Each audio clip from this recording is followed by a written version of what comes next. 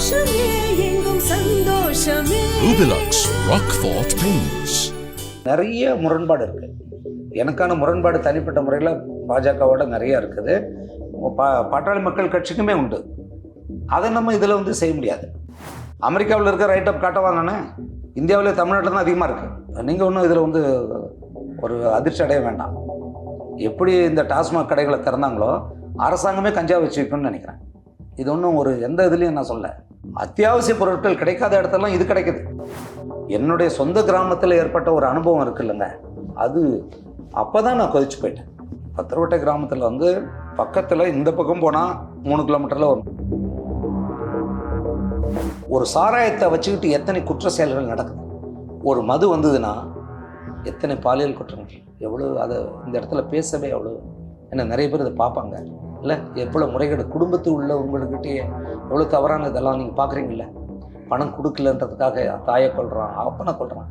இதுக்கு மேலேயும் சாராயம் வச்சு வைக்கணும் ஐயா. வாக்கு வந்துங்க, இவங்க வேறு வழியே இல்லைங்க. இந்த 2 தான் ஏதாவது தேர்ந்தெடுத்தாங்க. அவங்களுக்கு என்ன பண்ணுவாங்க? காலங்காலம் அதானே போட்டு மண்டையில் ஊற வச்சுருக்குங்களே. ஏனுங்க அவங்களுக்கு இலவசத்துக்கு கொடுக்குறீங்க, 1000 ரூபா கொடுக்குறீங்க. அவங்க எது இதாயா முக்கியம்? அவங்களுக்கு நல்ல கல்வியை கூடயா, தரமான கல்வி. உங்கள் பிள்ளைங்களை மட்டும் கொண்டு எங்கே படிக்க வைக்கிறீங்க? உங்களுக்கு உடம்பு சரியில்லைன்னா போய் அப்போலோவில் படுத்துக்கிறீங்க. அதுக்கு தரமான ஒரு மருத்துவமனை கட்டு. அதை விட்டுட்டு 1000 ரூபா கொடுக்குறேன், இது கொடுக்குறேன், இது கொடுக்குறேன், இதெல்லாம் ஒரு குழப்பாங்குது. அப்போ அதுலேருந்து அந்த மக்கள் மாட்டிக்குது. இது ஒரு கேள்வினே என்கிட்ட கேட்காது. இதுக்கு தங்கர் பச்சாலாம் அதாவது தேர்தலில் வந்து கொள்கை முரண்பாடு உள்ள கட்சிகள் கூட்டணி வச்சுக்கிறது அப்படிங்கிறது இப்போ இன்னைக்கு அது ஒரு பெரிய விஷயம் இல்லை வந்து. ஆனாலும் வந்து பாஜக வந்து ஒரு இந்துத்துவ கட்சின்னு ஒரு அடையாளம் காணப்பட்டது. அந்த கட்சியோட பாமக கூட்டணி சேர்றது, பாஜகவோட கொள்கையோட உங்களுக்கு உடன்பாடு இருக்கா? என் கொள்கைப்படி இருந்தால் மட்டும்தான் நான் அந்த கட்சியில் பணியாற்றுவேன் அப்படின்னு ஒரு வேட்பாளர் போய் நிற்க முடியாது. அது செய்ய முடியாது. தேர்தல் அரசியலுக்கு வைக்கிற கூட்டு வேற, நம்முடைய உண்மையான கொள்கையை வச்சுக்கிட்டு மக்களை வந்து நிர்வாகப்படுத்துறது வேற. இது வந்து தேர்தல் நிறைய முரண்பாடு இருக்குது. எனக்கான முரண்பாடு தனிப்பட்ட முறையில் பாஜகவோட நிறையா இருக்குது. பாட்டாளி மக்கள் கட்சிக்குமே உண்டு. அதை நம்ம இதில் வந்து செய்ய முடியாது. அது வந்து தேர்தல் அரசியலுக்கான கூட்டு, புரியுதுங்களா? இது மக்கள் ஆளக்கூடியது வேற. பாமக வந்து சாதிவாரி கணக்கெடுப்பாக வலியுறுத்துது. ஆமாம். ஆனால் பாஜக வந்து அதுக்கு எதிராக இருக்குது. குறிப்பாக நீங்கள் வந்து விவசாய சம்பந்தமாக தொடர்ந்து பேசிட்டே இருக்கீங்க. அவங்க விவசாய சட்டங்கள் கொண்டு வந்தாங்க, விவசாயிகள் அதுக்கு எதிர்த்து இது பண்ணாங்க. வந்து இதிலலாம் உங்களோட நிலைப்பாடு என்ன? பாரதிய ஜனதா கட்சி சாதிவாரி கணக்கெடுப்பு இல்லைன்னு எங்கேயுமே சொல்ல. இப்போ நிதிஷ்குமார் பீகாரில் வந்து சாதிவாரி கணக்கெடுப்பு நடத்தினார். அரசு தனிப்பட்ட முறையில் எடுத்து எத்தனை விழுக்காடு யார் யாருக்கு வந்ததோ அதன் அடிப்படையில் வேலைவாய்ப்பு, கல்வி எல்லாத்தையும் பகிர்ந்து கொடுத்தார். நடந்தது. அவர் தான் இப்போ வந்து அங்கே முக்கியமாக இருக்கார். நிச்சயமாக அழுத்தம் கொடுப்பாரு, அது நடக்கும். பாமகவும் அதுமே வலியுறுத்துமா பாஜக? உறுதியாக என்னங்க இது சொல்லிட்டு தானே இருக்கோம். விவசாயிகளுக்கு எதிராக யார் செய்தாலும் அது தவறானது தான். இப்போ தமிழ்நாடு அரசாங்கம் என்ன செய்யுது? விவசாயிகள் மேலே குண்டர் சட்டம் போட்டுக்கிட்டு இருக்கு. இந்த திருவண்ணாமலை பக்கத்தில் 23 பேர் மேலேயா குண்டர்கள், விவசாயிகள்லாம் குண்டர்களாக மாற்றப்படுகிறார்கள். இங்கே அதை பற்றி எந்த ஊடகமும் பேசலை. யாரோ பேசுனீங்களா? திமுகவில் எத்தனை பேர் நீங்கள் பேட்டி எடுத்தீங்க? கேட்டிங்களா யாராவது? அதெல்லாம் கேளுங்க முதல்ல. பாரதிய ஜனதா கட்சி அதை செஞ்சால் தப்பு தான், திமுக செஞ்சாலும் தப்பு தான். விவசாயிகள் மேலே யார் கை வச்சாலும் அது மிகப்பெரிய தவறு. அது சரின்னு எப்படி சொல்ல முடியும்? 2011 வந்து நாங்கள் கொண்டு வந்தால் இது மதுக்கடைகளை குறைப்போம் அப்படின்னு அதிமுக சொன்னாங்க. அவங்க ஜெயிச்சாங்க. திமுகவும் அது மாதிரி சொன்னாங்க, அது செய்யலை தான். ஆனால் திரும்ப நீங்கள் சொன்ன மாதிரி திமுக தான் தொடர்ந்து ஜெயிச்சுக்கிட்டே இருக்குது. மதுவை ஒழிக்கிறது சம்மந்தமாக அவங்க நடவடிக்கை எதுவும் எடுக்கலைங்கிறத மக்கள் பொறுப்படுத்தலை அப்படின்னு எடுத்துக்கலாமா? பொறுப்படுத்தலை இல்லை, மக்கள் கடும் கோபத்தில் இருக்காங்க. 2 பேரும் எங்கள் குடும்பத்தை அழிச்சிட்டிங்க, எங்களுடைய வாழ்வாதாரத்தையே ஒழிச்சிட்டிங்க, 2 பேரும் உங்களுடைய சுயநலத்துக்காக எங்கள் வாழ்க்கையை மொத்தமாகவே அழிச்சிட்டிங்கிற கோபத்தில் இருக்காங்க. ஏன்னா இந்த பிள்ளைகளை யார்கிட்ட அனுப்புகிறாங்க? பள்ளிக்கு, ஆசிரியர்கள்ட்ட. அந்த ஆசிரியர்களுக்கு எங்கேருந்து பணம் வருது? இந்த பெற்றோர்கள் இங்கே அண்ணன் தம்பிக குடித்த சாராயத்தில் கிடைக்கிற பணத்தை வச்சு தான் ஆசிரியர்களுக்கே சம்பளம். காவல்துறை நிர்வாகம் பண்ணிக்கிட்டு இருக்காங்களே, நேர்மை, சட்டம், ஒழுங்கு, அவங்களுக்கு எங்கேருந்து? இவங்கெல்லாம் குடித்தா அந்த குடல் வந்தால் தான் அவங்களுக்கு சம்பளம். இதை விட கேவலமான ஒரு அரசாங்கம் நடத்த முடியுமாங்க? இதை சிந்திச்சு பார்க்க மாட்டாங்களா? ராஜாஜி என்ன எவ்வளோ கெஞ்சிருக்கிறார், பெரியார், அவர் ஓமந்தூர் ரெட்டியார், அண்ணா, இவங்களாம் எப்படி இருந்தாங்க? மதுவை எவ்வளோ எதிர்த்தாங்க, கொண்டு வரக்கூடாதுன்னு. இந்த 2 அரசாங்கம் வந்து தானுங்க அது பண்ணிச்சு எல்லாத்தையுமே. இன்றைக்கு பார்த்திங்கன்னா எல்லா வீட்டுக்குள்ளேயும் மது நுழைஞ்சிடுச்சு. போதை குறை கஞ்சா என்ன வேலை பண்ணுறது பார்த்தீங்களா? கஞ்சாவும் மற்ற போதைப் பொருட்களும் தமிழ்நாட்டுக்குள்ளே எவ்வளோ பெரிய இந்தியாவிலே தமிழ்நாட்டில் தான் அதிகங்கிறாங்க. அமெரிக்காவில் இருக்க ரைட் அப் காட்டவா நானே? இந்தியாவிலே தமிழ்நாட்டில் தான் அதிகமாக இருக்குது. போய் நீங்கள் ஒன்றும் இதில் வந்து ஒரு அதிர்ச்சி அடைய வேண்டாம். எப்படி இந்த டாஸ்மாக் கடைகளை திறந்தாங்களோ அரசாங்கமே கஞ்சா வச்சு வைக்கணும்னு நினைக்கிறேன். இது ஒன்றும் ஒரு எந்த இதுலேயும் நான் சொல்ல. அத்தியாவசிய பொருட்கள் கிடைக்காத இடத்துலலாம் இது கிடைக்குது. நேற்று பார்த்தீங்களா ராயப்பேட்டை மருத்துவமனையில் உள்ள நுழைஞ்சு அடிச்செல்லாம் கடலூர் மாவட்ட ஆட்சியாளர் அலுவலகத்தில் அடிச்சிருக்கானுங்க. அப்போ என்ன இதெல்லாம் யார் பார்க்கணும்? அரசாங்கம் தானே செய்யணும். அப்போ இந்த மதுவை எதிர்த்து நாம் பேசாமல் என்ன செய்ய முடியும்? என்னுடைய சொந்த கிராமத்தில் ஏற்பட்ட ஒரு அனுபவம் இருக்குல்லங்க, அது அப்போ தான் நான் கொதிச்சு போயிட்டேன். பத்திரவட்டை கிராமத்தில் வந்து பக்கத்தில் இந்த பக்கம் போனால் 3 கிலோமீட்டரில் ஒரு மதுக்கடை இருக்குது, இந்த பக்கம் போனால் ஒரு 1.5 கிலோமீட்டர் 2 கிலோமீட்டரில் இன்னொரு மதுக்கடை இருக்குது. நடுவில் 4 சாலைகள் சந்திப்பு, 4 ஊருக்கு போகிறேன். அந்த சந்திப்பு வெறும் முந்திரி தோப்பு தான் இருக்குது, மனிதர்களே நடமாட்டமே இருக்காது. அங்கே கொண்டு வந்து ஒரு மதுக்கடை வைக்கிறாங்க.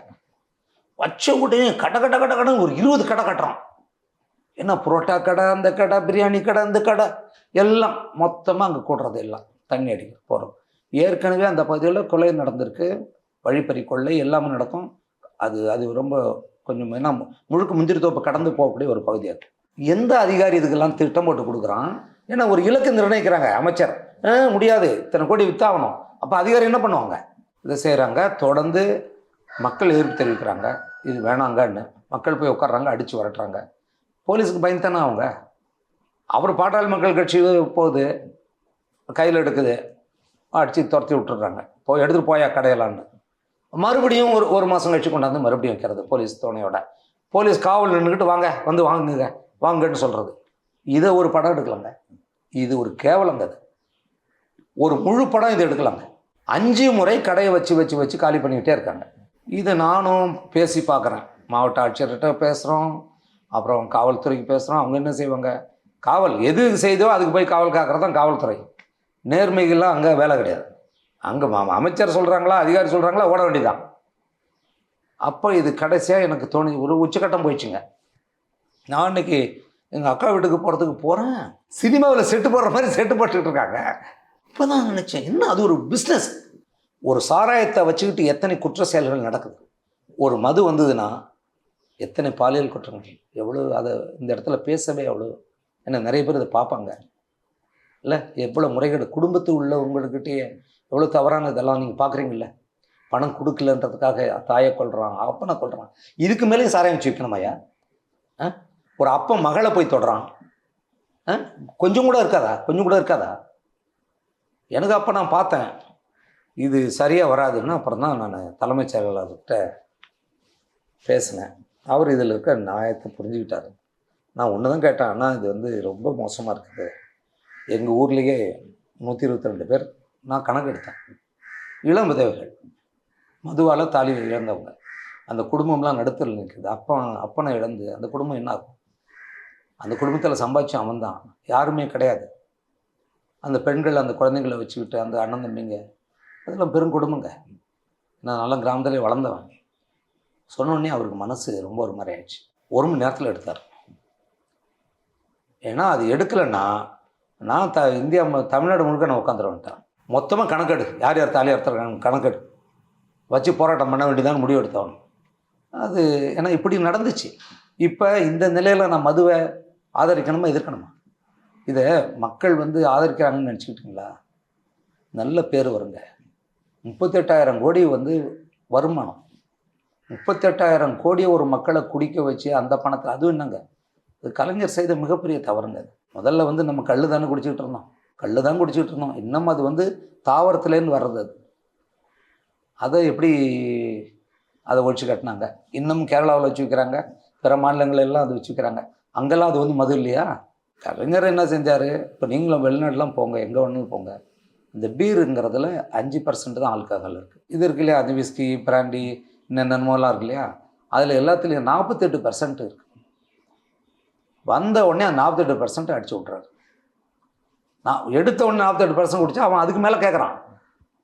அப்படி எல்லாரையும் அதிகப்படியான ஒரு குடிகாரன் ஆக்கினது இவங்க தான். இப்போ அதை பிடிச்சிக்கிட்டாங்க. இப்போ அதை பிடிச்சிக்கிட்டு அதில் ஒரு சுவை தேடுறாங்க. இதில் என்ன பெருமை இருக்குது? ஏங்க ஒரு குடியினால் ஒரு குடும்பத்தை அழித்து நாட்டை அழித்து நாட்டினுடைய எல்லா குற்றங்களையும் உருவாக்கி விட்டுட்டு சிறந்த ஆட்சி இதேமாரி எப்படிங்க பண்ணுவீங்க? அதை சொல்லுங்கள். சிறந்த ஆட்சி எப்படி செய்ய முடியும்? எது சிறந்த ஆட்சி? அதுக்கு மேலே ஒரு ஆட்சி வேணுமா? இதுக்காக தான் நான் கற்றுக்கிட்டு இருக்கேன். எங்கேயாவது உண்டாங்க திமுகவுடைய கட்சியில் இருக்கிறவங்க இப்போ அவங்களாம் எம்பி, இவங்கெல்லாம் போய் ஒரு சட்டத்தை மாற்றுவாங்க. அவங்க தான் சாராயால வச்சுக்கிட்டு இருக்காங்க. அதுவும் விவசாய நிலத்தில் டெல்டாவில் ஒரு பக்கம், இங்கே பூந்தமல்லியில் ஒரு பக்கம், சுற்றி விளைநிலங்களில் அந்த தண்ணியை உறிஞ்சி எடுத்து அதை சாராயத்தை, இதெல்லாம் சட்டப்படி தப்பு. இதில் என்ன உங்களுக்கு பெருமை? 40க்கு 40 என்ன பெருமை உங்களுக்கு? இந்த சாராயால முதலாளிகளை வச்சுக்கிட்டு, எம்பியாக வச்சுக்கிட்டு, அவங்க கொடுக்குற காசை வச்சுக்கிட்டு மக்கள்கிட்ட கொண்டு போய் கொடுத்து ஓட்டை வாங்கிட்டு, இது ஒரு பெருமையாங்க? மது சம்பந்தமாக வந்து மக்கள்கிட்ட வந்து பெரிய ஒரு எதிர்ப்புணர்வு இருக்குது அப்படின்னு சொன்னீங்க. அது ஏன் வாக்கில் பிரதிபலிக்கலைன்னு நினைக்கிறீங்க? வாக்கு வந்துங்க, இவங்க வேறு வழியே இல்லைங்க. இந்த 2 தான் ஏதாவது தேர்ந்தெடுத்தாகணும். அவங்களுக்கு என்ன பண்ணுவாங்க? காலங்காலம் அதானே போட்டு மண்டையில் ஊற வச்சுருக்குங்களே. ஏனுங்க அவங்களுக்கு இலவசத்துக்கு கொடுக்குறீங்க, 1000 ரூபா கொடுக்குறீங்க, அவங்க எது இதாயா முக்கியம்? அவங்களுக்கு நல்ல கல்வியை கூடயா, தரமான கல்வி. உங்கள் பிள்ளைங்களை மட்டும் கொண்டு போய் எங்கே படிக்க வைக்கிறீங்க? உங்களுக்கு உடம்பு சரியில்லைன்னா போய் அப்போலோவில் படுத்துக்கிறீங்க. அதுக்கு தரமான ஒரு மருத்துவமனை கட்டு. அதை விட்டுட்டு 1000 ரூபா கொடுக்குறேன், இது கொடுக்குறேன், இது கொடுக்குறேன், இதெல்லாம் ஒரு குழப்பாங்க. அப்போ அதுலேருந்து அந்த மக்கள் மாட்டிக்குது. அவங்களுக்கு என்ன அது பெரிய விஷயம் இல்லை அதில். ஆனாலும் சரி, இது நம்ம இந்த இவங்க வந்தாலும் இது கொடுக்குறாங்க, இதுவும் போச்சுன்னா என்ன? அதனால தான் மக்கள் மாட்டிக்குது. மக்களை குறை சொல்லவும் முடியாதுங்க. மக்களை என்ன செய்யும்? பாவம், ஆடு மாடுகள் மாதிரி ஆக்கி வச்சுருக்கீங்கல்ல, அதான பிரச்சனை. அவங்க மனிதர்களாகவே மதிக்கலையேங்க. நீங்கள் எங்கள் மக்களை 5 வருஷமாக ஆட்சி நடத்துவாங்க, ஒரு முறையாவது மக்களை போய் சந்திக்கிறாங்களே? அதுவும் இப்போ எல்லாம் ரிமோட்டுன்னு ஆகி போச்சு. மக்களை சந்தித்து உங்களுடைய குறை என்னன்னு கேட்குறாங்களா? அதுக்கு 100 கேமரா தூக்கிட்டு போகிறது, எல்லாம் செட் பண்ணி கொடுக்குறது, எல்லாம் சினிமா ஷூட்டிங் மாதிரியே நடத்துறது. இங்கே பத்திரிகையாளர்களை சந்திக்கிறீங்களா ஆட்சியாளர்கள்? ஏன் அவங்களாம் பார்த்து கேட்க மாட்டேங்குங்க? இதே கேமரா தூக்கிட்டு போங்க. இப்போ என்ன மாதிரி ஆளுக்கிட்ட தானே வரீங்க, வாரத்துக்கு ஒரு இதை போடணும்னு சொல்லி. இத்தனை அமைச்சர்கள் இருக்காங்க, முதலமைச்சர் இருக்காங்க, பேட்டி கொடுன்னு கேளுங்க போய். ஏன் கேட்க மாட்டீங்க? கடலூரில் பேசும்போது வந்து அந்த பஸ் ஸ்டாண்டு வந்து வளர்ச்சி அடையவே இல்லை, அப்படியே இருக்குது. ஆனால் துணிக்கடைகள், நகைக்கடைகள்லாம் வளர்ந்துருக்கு அப்படின்னு சொல்லுவாங்க. இது வந்து சில பொருளாதார நிபுணர்கள் என்ன சொல்கிறாங்கன்னா, மக்களோட வாங்கும் சக்தி அதிகரிச்சிருக்கு, அதனோட பிரதிபலிப்பு தான் நகைக்கடைகள், துணிக்கடைகள் வர்றது. இந்த மக்களோட வளர்ச்சின்னு போதும். நீங்கள் என்ன சொல்ல, இந்த நிபுணர்கள்லாம் கொஞ்சம் என்கிட்ட வர சொல்லுங்கள். இந்த கடலூர் மாவட்டம் எப்படி இருக்குன்னு போய் பார்க்க சொல்லுங்கள். இந்த நிபுணர்கள்லாம் உட்காந்துக்கிட்டு டிவியில் உட்காந்து பேசுகிறவங்க நிபுணர்கள்லாம். நான் அன்றைக்கு என்னுடைய 7 வயசில் பார்த்த கடலூர் அப்படியே தான் இருக்குது. மக்களுடைய வாழ்க்கை தரம் அப்படி தான் கிடக்குது. சொல்லக்கூடிய யாருங்க நகை வாங்குறான்? எவங்க அது மாதிரி துணி கடையை போகிறான்? பட்னிலையும் பஞ்சத்திலையும் வறுமையிலையும் கிடக்குது. போய் பாருங்கள் எவ்வளோ குடிசைகளோட. அப்போ தரம் உயர்ந்து போச்சு. அது தரம் எதுக்கு 1 லட்ச ரூபா வீடு கட்டி கொடுக்கறதுக்கு ஓடி நிற்கிறான்? வாழ்க்கை தரம் உயர்ந்ததுன்னா எதுக்கு 1000 ரூபாய்க்கு கை கட்டிக்கிட்டு நிற்கிறான்? வந்து வாழ்க்கை தரம் வந்தால் போவானா? தூக்கி மூஞ்சில் வீசி அடிக்க மாட்டான்? அப்படி இல்லை அது கணக்கு. நீங்கள் அப்படி பார்க்கவே கூடாது. அவங்க கார்ப்பரேட்டு உள்ள பணத்தை கொண்டாந்து பெருசு பெருசாக கட்டி வச்சுக்கிட்டு இருக்காங்க. நகை யாருன்னு வாங்குறான்? ஒரு நகை வாங்குறதுக்குள்ளே செத்து போடுவான் மக்கள். அவன் ஒரு திருமணம் பண்ணி ஒரு குழந்தைய பெற்றான்னா அதுக்கு மருத்துவ செலவு, அவனுக்கான செலவு, அதை அப்புறம் அதுக்கு கல்வி கொடுத்து அது திருமணம் பண்ணி வாழ்க்கையை கரையேற்றி 10 நகையை போடுறதுக்குள்ள அவன் செத்தே போயிடும். இது மாதிரியான ஒரு நிலையில் நீங்கள் வச்சுருக்கீங்களே, இதை பற்றி தான் நீங்கள் கேள்வி கேட்கணும். உண்மையிலங்க இந்த நகை கடை, துணி கடை, இந்த விளம்பரம், டிவி விளம்பரம், இந்த விளம்பர மோகத்தில் மக்களை போட்டு கசைக்கு புழிகிறானுங்க மொத்தத்தையும். அவங்களோட வாழ்க்கை அடிப்படை வாழ்வாதாரம் உயரவே இல்லை. அதை தான் நீங்கள் புரிஞ்சுக்கணும். நான் அந்த பொருளில் நீங்கள் அதை எடுத்துக்கங்க. புரியுதா? ஆமாம். மக்கள் வாழ்க்கை தரம் உயர்ந்தா அதை விட மகிழ்ச்சி அடைய என்னை விட யாராக இருக்காங்களா? இந்த தேர்தலில் வந்து நீங்கள் உட்பட சினிமாக்காரர்கள் எல்லாருமே வந்து தோல்வி அடைஞ்சிருக்கிறாங்க. வந்து பொதுவாக சினிமாக்காரங்கன்னா மக்கள்கிட்ட ஒரு பிரபலியம் இருக்கும், வாக்கு வாங்குறதுக்கு ஒரு இது இருக்கும் தான் எல்லாரும் எண்ணம் இருக்கும். வந்து ராதிகா சரத்குமார், நீங்கள், மன்சூர் அலிகான், விஜயகாந்தோட பையன் வந்து இவங்க எல்லாருமே தோல்வி அடைஞ்சிருக்காங்க. இதை எப்படி பார்க்குறீங்க? விஜயகாந்த் பையனையும் ராதிகாவையும் இவங்கெல்லாம் என்னோட சேர்க்குறீங்களாங்க? இந்த கேள்வியை என்னை அவமானப்படுத்துகிற கேள்வி. சரியா? நான் சினிமாவில் கிடையாது, முதல்ல தெரிஞ்சுக்கங்க. நான் ஒரு உழவன். நான் ஒரு விவசாயி. நான் தேர்தலில் நின்றுருக்கேன். அப்படி தான் நீங்கள் பார்க்கணும். இது ஒரு கேள்வின்னு என்கிட்ட கேட்காதீங்க. இதுக்கு தங்கர் பச்சாலாம் பதில் சொல்லவே கூடாது. ஆமாம். நீங்களும் சரி, பாமகவும் சரி, எல்லாமே தமிழ் தேசியம் தான் உங்களோட அரசியல் முக்கியமாக வந்து. ஆனால் உங்களோட வாக்கு சதவீதம் குறைஞ்சிருக்கு. சீமான் தமிழ் தேசியம் பேச அவரோட வாக்கு சதவீதம் கூட்டிகிட்டு இருக்கு. இது எப்படி பார்க்குறீங்க? தமிழ் தேசியம் பேசுகிறதுக்கும் வாக்கு சதவீதம் கூடுறதுக்கும் இல்லைங்க. வாக்கு சதவீதம் கூடுறதால ஒன்றும் செய்ய முடியாது. சீமான் 40 இடத்துல நிற்கிறாரு, பாட்டாளி மக்கள் கட்சி 10 இடத்துல நிற்கிது. இன்றைக்கி 2 வாக்கு சதவீதத்தையும் போட முடியாது. அப்படி 4 மடங்கு நீங்கள் போட்டு அப்படி பார்க்க முடியாது. அதை சீமான் வாங்கியிருக்கிற வாக்கு வந்து ஒரு உண்மையிலே பாராட்டுக்குரியது. அதை நான் வந்து வாழ்த்துறேன், பாராட்டுறேன். அந்த வாக்குகள் வந்து இடமா மாறணும், சீட்டாக மாறணும். சீட்டாக மாறினா தான் அது வந்து உறுதியான அதிகாரத்தை பெற்றுத்தரும். அதனால் அதான் ஏற்கனவே உங்களுக்கு சொல்லிட்டேன், 2 சீட்டு வாங்கின திமுக தொடர்ந்து ஆட்சி பண்ணிக்கிட்டே இருக்காங்க. 4 சீட்டு வாங்கின அதிமுகவும் ஆட்சி தொடர்ந்து பண்ணிகிட்டு இருந்தாங்க. அதனால் அந்த தேர்தல் ஒன்று இறங்கும் ஏறும், இதெல்லாம் ஒரு கணக்கே கிடையாது. ஏற்கனவே தயார் பண்ணி வச்சுருக்கிற ஒரு திரைப்படத்தை இப்போ வெளியிட போகிறேன். அதுக்கு தொடர்ந்து 2 திரைப்படத்துக்கான படப்பிடிப்புக்கான வேலை நடந்துக்கிட்டு இருக்கு. இதுக்கிடையில் அரசியலை நான் விட மாட்டேன். இப்போ கூட நான் வந்து கடலூருக்கு தான் புறப்பட்டுருக்கேன். எதுக்காகனா, எனக்கு என் மேலே நம்பிக்கை வச்சு தங்கர்பச்சான் நமக்கு நல்லது செய்வார் அப்படின்னு நம்பி வாக்களித்தாங்கள மக்கள், 2 லட்சத்துக்கும் மேற்பட்ட மக்கள். அந்த மக்களை நேரடியாக பார்த்து எந்தெந்த ஊருக்கு எங்கெங்கெல்லாம் நின்று பேசணும், அதே மக்கள்கிட்ட போய் நன்றி சொல்லிட்டு வர்றதுக்காக தான் புறப்பட்டுருக்கேன். இறுதியாக என்னென்னா, வேறு ஒன்றுமே கிடையாது. இன்றைக்கி எல்லாத்துலேயும் ஒரு மாற்றம் வரணும். அது இலக்கியமாக இருக்கட்டும், திரைப்படமாக இருக்கட்டும், விவசாயமாகட்டும், அரசியலாகட்டும், எல்லாத்துலேயும் வரணும்.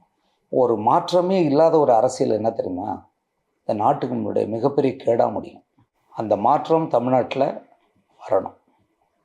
அதை வந்து எல்லாருமே சிந்திக்கணும். என்னென்னா, நல்லா நினச்சி பாருங்கள், ஒரே நாள் கொண்டாட்டம் தான் இந்த 40 சீட்டுக்கு 40 வந்தது. அதன் பிறகு அடுத்தது என்ன, தமிழ்நாட்டுக்கு எதை பெற்று தரப்போகுது? போன தேர்தலில் 38 வந்து திமுக கிடச்சிது. அந்த 38 வச்சு என்ன பெற்றுக்கிட்டோம்? தமிழ்நாட்டுக்கு என்ன கிடச்சிது? அதுக்கு முன்னாடி அதிமுக 39 இருந்தது. அதை வச்சு என்ன கிடச்சிது?